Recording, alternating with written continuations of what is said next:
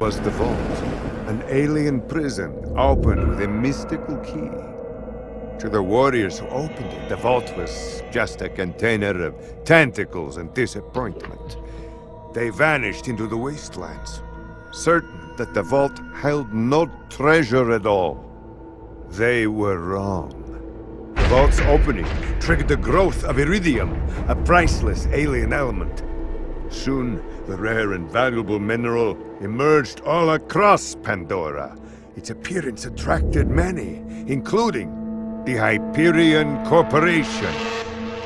They came to Pandora to mine iridium and bring order to the savage planet.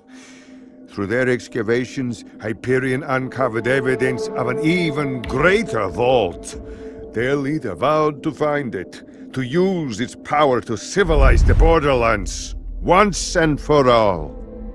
But Hyperion weren't the only ones searching for the next vault's alien power. The call of danger and loot is not so easily resisted. Certain warriors came to Pandora in droves to uncover its hidden secrets. Some would call them adventurers. Others call them fools. But I call them Vault Hunters. Our story begins with them, and with a man named Handsome Jack.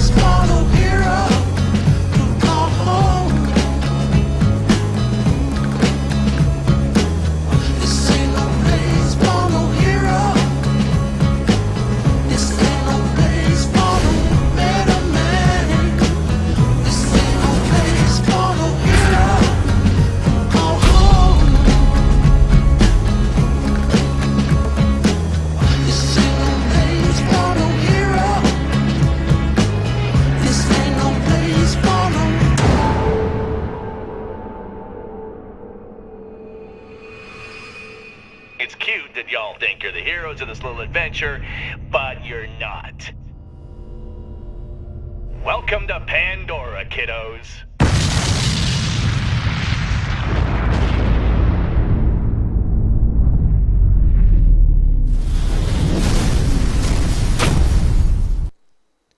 Hey gamers, this is Strider from MetaGaming. Just showing off some footage from Borderlands 2. This is the first impression video that I'll be doing for the MetaGaming channel on YouTube. As you can see, I'm currently on the character creation screen for Borderlands 2.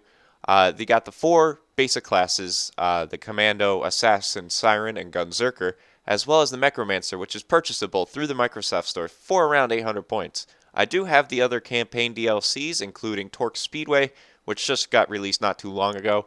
I won't be covering that at all during this video, but for this playthrough, I will be playing as the Assassin. Borderlands as a franchise is known for its great cooperative gameplay, so I have invited my brother SOW Chance to play along with me to get the full experience from the campaign. Borderlands 2 has a massive amount of customization options. I'm just going to go ahead and speed up the video just a little bit, just so we can get on with the story, however.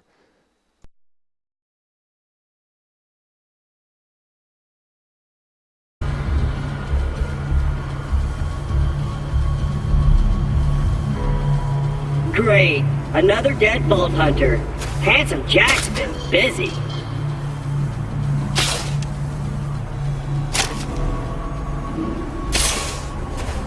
Wait a minute, you're not dead! Yes! Now I can get off this glacier. Claptrap, your metaphorical ship has finally come in. Allow me to introduce myself. I am L4P TP Steward Bot, but my friends call me Claptrap. Or they would if any of them were still alive, or had existed in the first place. Oh, I've got something for you. Here, take this echo communicator that I totally didn't loot from one of these corpses. It comes with a Class 12 heads-up display, complete with a mini-map. Now, come, friend, let's get you inside. The first thing you may notice about Borderlands 2 is that the humor is still there. As we get started here, we're going to have to follow the little robot around for a little while to get inside the cave.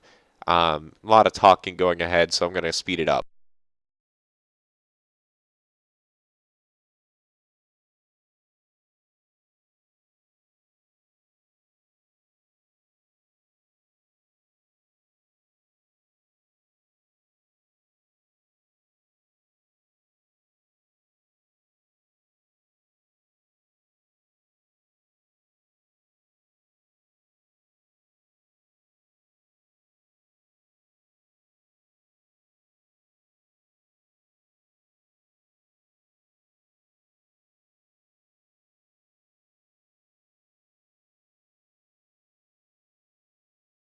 Right here is the first introduction to the first boss of the game of Borderlands 2.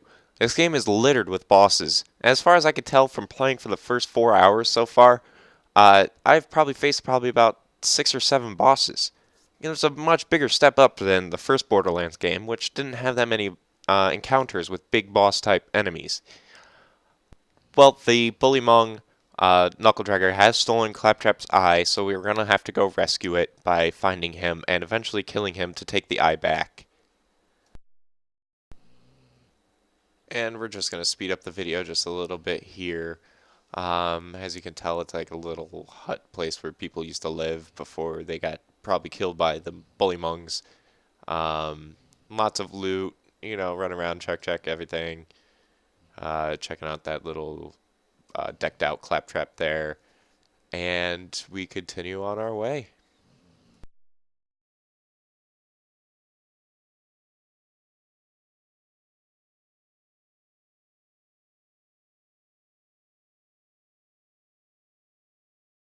Here is the first chance I get to show you of the combat for Borderlands 2. As you can tell here, I don't have a weapon really except for my sword. That's because I'd never bothered to hit the Y button to bring it out. But if I do say so myself, I'm actually doing pretty well with just using the sword, considering that they are a little bit stronger than if you played by yourself in single player, because they increase the health and damage that each of the enemies do with the amount of players that you actually have in the room with you. As you can see, the detail to Borderlands 2 is much better than the detail of Borderlands 1. It's not so desolate feeling. There's a lot more texture, a lot more chests, a lot more enemies. You probably can't tell that from this part of the video, but when I was playing for 4 hours, I could tell there was a lot more enemies, a lot more going on, a lot easier to get trapped and, you know, put into last stand as you were trying to defend yourself against these enemies. When I finally decide to bring out my weapon, my gun actually, to clear out the area of bullymongs here, and it's a good thing I did because they kind of overrun you in this spot of the game.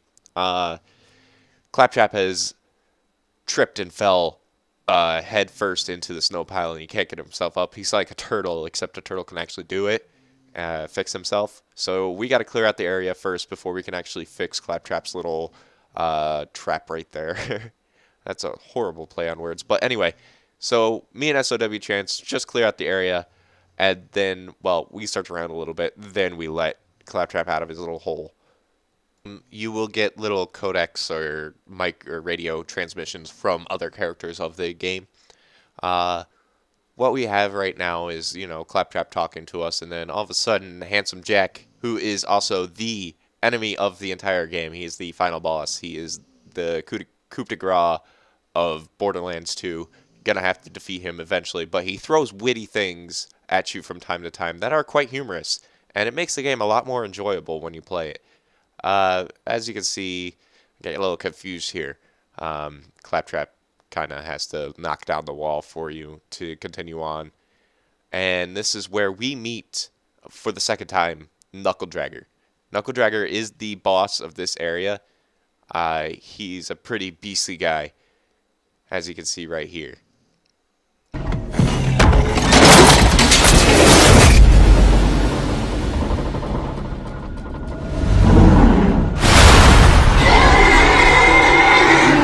So here we are at the first boss battle of Borderlands 2. We are facing ourselves against Knuckle Dragger, and he's a pretty relatively simple boss. You just shoot him in the face as much as possible, and eventually he jumps on top of the wall and he summons more bullymongs. Now this gives it more of a kind of a, you know, crowd control, aggro type of feeling, where you gotta, you know, take on the smaller bullymongs and take on Knuckle Dragger at the same time. But luckily for us, the bullymongs are a lot weaker than the other bullymongs and a lot easier to kill. Otherwise, we'd probably be in a little bit of a trouble here.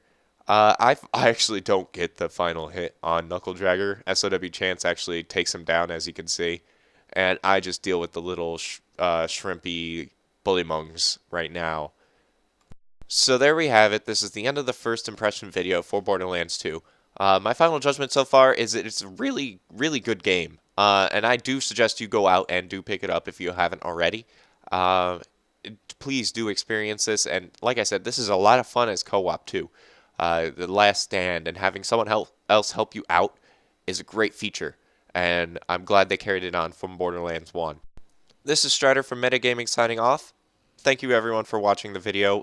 Please follow us on Twitter, like our Facebook page, and subscribe to our YouTube channel, of course. There will be plenty more videos coming along as soon as the new releases do come out this year. We will be doing reviews as well as gameplay videos and whatever else comes to my mind as it pops through. Thanks again for watching and have a great day. Well, it was nice knowing you. I hear getting eaten alive by bullymongs isn't such a bad way to go.